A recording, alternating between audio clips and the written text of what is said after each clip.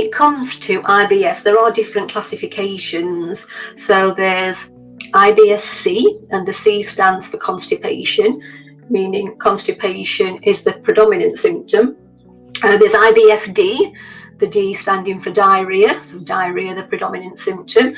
And just let me say something here about IBS-D. If you have been diagnosed with IBS-D, but you're having multiple trips to the toilet, urgent trips to the toilet with diarrhea, and I would say maybe 10, 15 trips a day to the toilet, please go back to your GP and ask and discuss with your GP a test for bile acid malabsorption, or BAM for short, sometimes called BAD for short, BAD, bile acid diarrhea.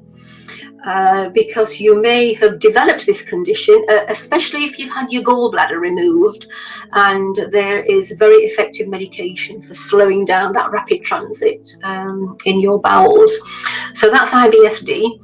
There's IBS-M or IBS-A, M and A standing for mixed or alternating bowel movements. So one day you may have diarrhea, and then for the next few days you're constipated. And then there's IBS-PI, and the PI stands for post-infectious, and that means where you've developed IBS because you've had a gut infection like food poisoning. I think there's one major classification that's missing from that list. Can you think what it is? I'll tell you when I've read a few more comments. Where are some of you from? Come on, share where you live.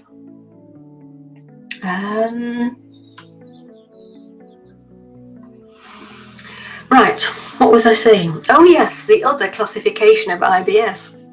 Well, it's B, isn't it? B for bloating. Because over 70% of people who present with IBS have been diagnosed with IBS. Their major symptom, what bothers them the most, is the painful, crampy bloating. Would you agree? I think you will.